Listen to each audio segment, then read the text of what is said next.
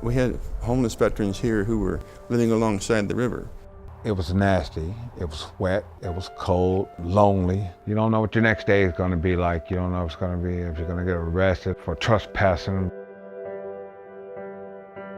I'd kind of pull it together and then things would fall apart, and I did this over and over and over again.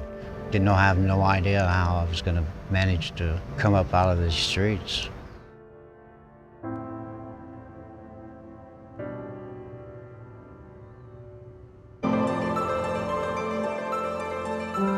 The ability to really do something this significant was what drove everyone. It was based on the belief that no veteran should be homeless. These are men and women that stepped up to serve our country. They had our back. We've got to make sure we have their back.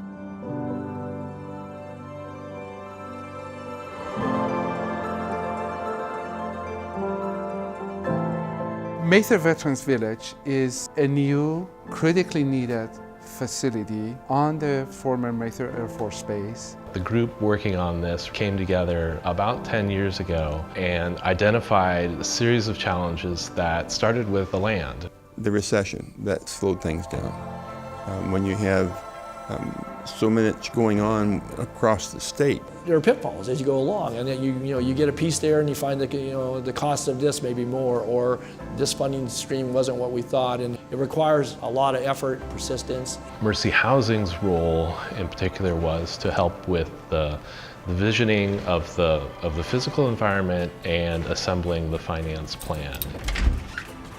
What we were able to do working together was get the housing, get people off the street, but also then provide those wraparound services to give people the tools to get them back on their feet. Some of the challenges and situations that our veterans are facing, from domestic abuse to military sexual trauma to any kind of traumas you can think about, to alcoholism, to drug abuse, you name it, they're going through it all. We want them to be comfortable. We want them to know that someone really honors them and respects them, and this is the place for you.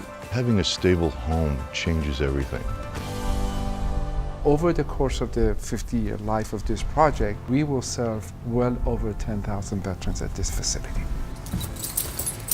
They called me to come get my keys. It was the happiest day of my life because I knew I had something of my own at that point.